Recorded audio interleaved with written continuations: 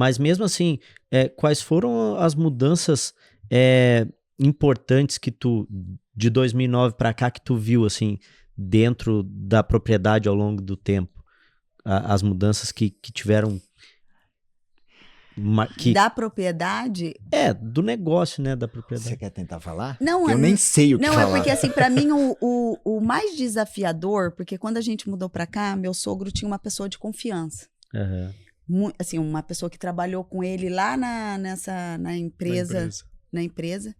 Só que era uma pessoa que não entendia muito de fazenda, né? Então, assim, para a fazenda dar o pulo que a gente queria que ela desse e que eu acho que precisaria que ela desse, essa pessoa tinha que sair, infelizmente, porque a gente gostava muito da pessoa, então, quer dizer, não tinha nada a ver com afinidade, mas era... Negócio. E aí, convencer o meu sogro que essa pessoa tinha que sair foi o maior desafio que eu acho que a gente teve. E aí teve uma parte que eu falei, olha...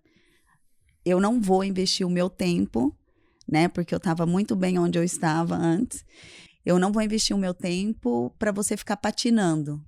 Ou essa pessoa sai, a gente muda, ou a gente vai embora. E aí o Flória conseguiu convencer o pai dele de que essa pessoa, assim, era uma pessoa muito legal, que todos nós gostávamos muito, mas que para a fazenda... Sim, ela queria... pessoa queria a fazenda daquele jeito que estava. Daquele jeito, exatamente. E aí foi quando, em seguida, entrou o Daniel, né? O Daniel foi antes disso, então... Ele já tinha ido embora. Já tinha ido embora, verdade, do acidente. A gente tinha uma pessoa que deu uma ajudinha no começo, mas que ele teve que ir embora porque o pai faleceu. Ele foi cuidar de negócios da família. E a gente tinha um consultor, que é um grande amigo nosso até hoje. E esse consultor falou, não, vocês precisam de mais dinâmica na equipe. A gente precisa aceitar o dinamismo. E foi aonde que entrou o Vidal e aí casou, porque eu acho que eu falo que o Vidal... Ele veio da parte prática, né? Então, isso deu a parte prática que o Flória não tinha.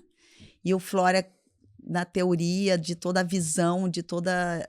Deu, assim, mentorou ele como gestor. Mentorou ele. E aí, eu acho que os dois eu sempre falo, e não é da boca para fora, assim, os dois se completam muito. Porque, assim, a fazenda não estaria onde ela está hoje sem o Vidal... E também o Vidal não estaria onde ele está hoje sem o Flória. Então os dois se completam muito bem. Com certeza. E esse desafio que a Adriana colocou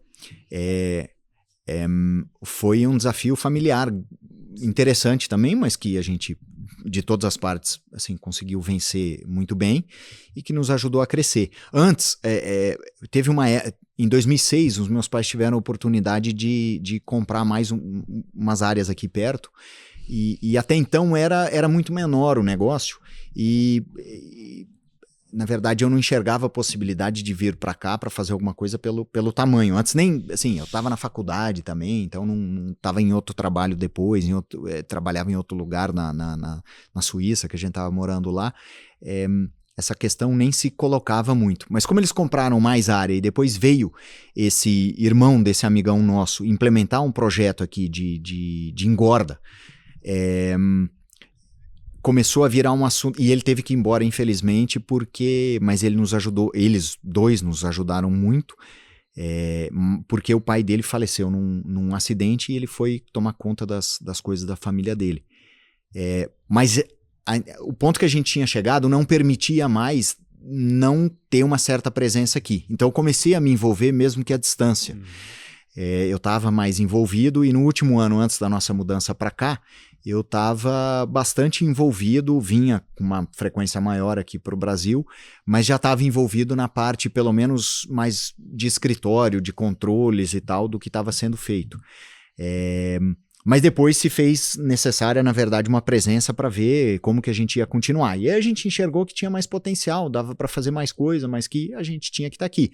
Aí a Adriana topou esse desafio por 3 anos a princípio, e esses 3 anos terminaram, tem que 13 ou 14, então já são 17, sei lá, que a gente gosta e se envolve bastante com a produção agropecuária aqui. Sim.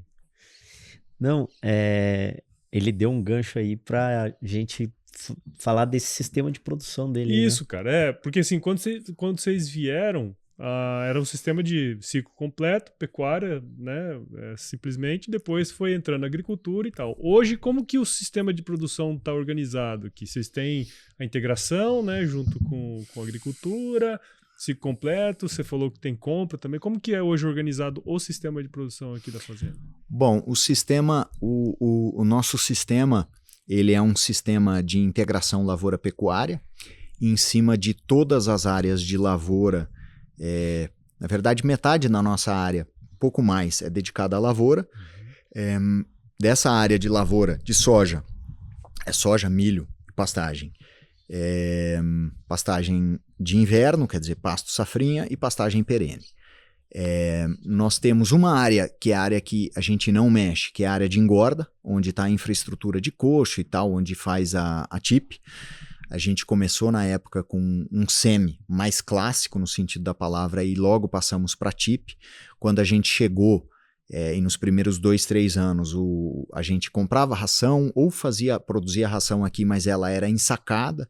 Então tinha que levar ração ensacada, eram menos lotes, bem menos lotes na engorda, a capacidade estática era muito menor, e a grande maioria dos animais que eram recriados e engordados eram oriundos da nossa cria.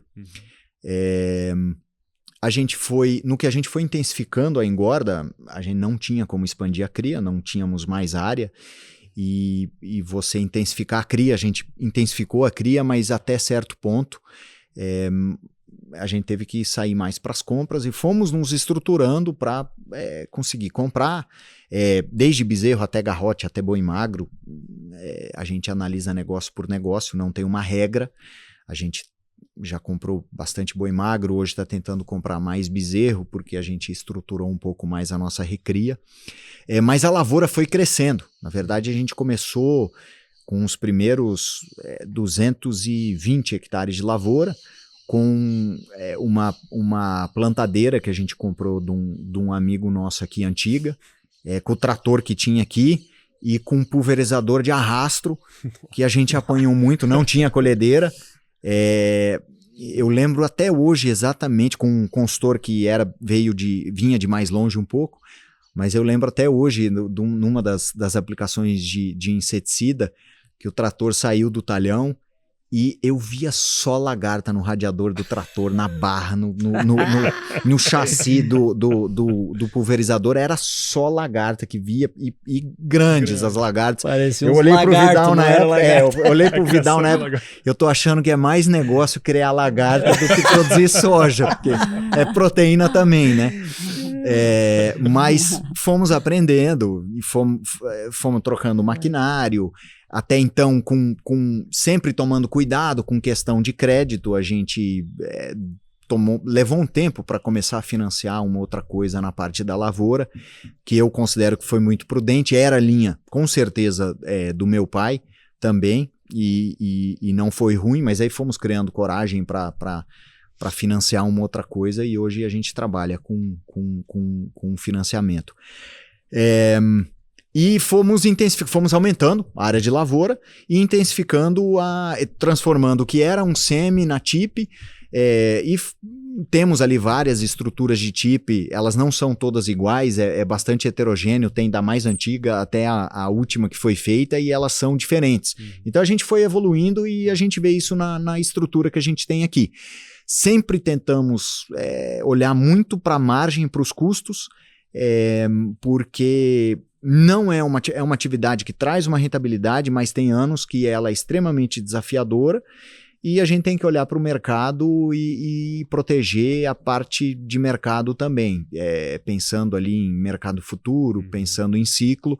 A gente tem que ser muito consciente, como agricultor e como pecuarista, de que não é um mar de rosas não, o negócio que a gente está. Ele tem anos muito bons, mas tem anos anos extremamente ruins também. Uhum.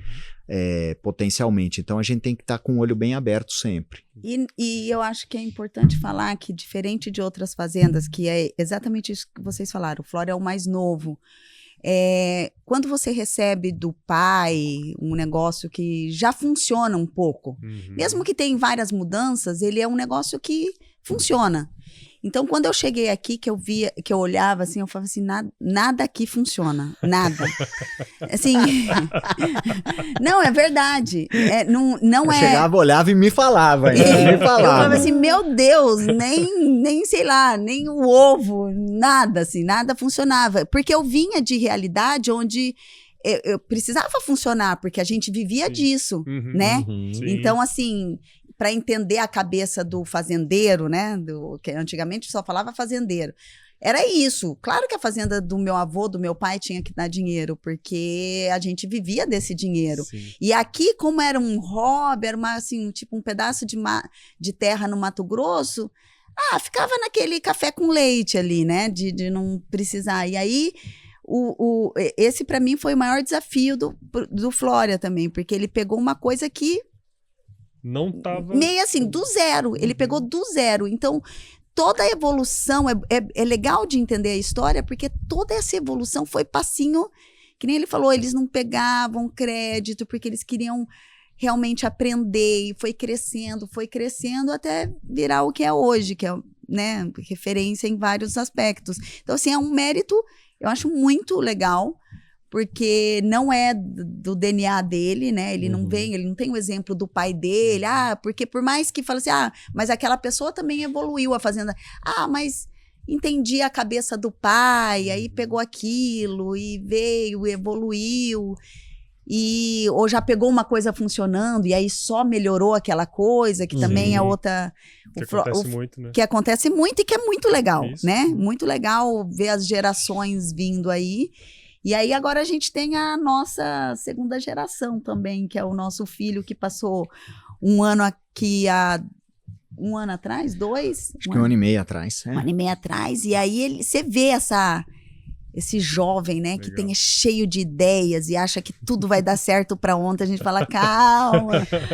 Não, mas em 3 anos ia dar. Em 3 anos em 3 anos.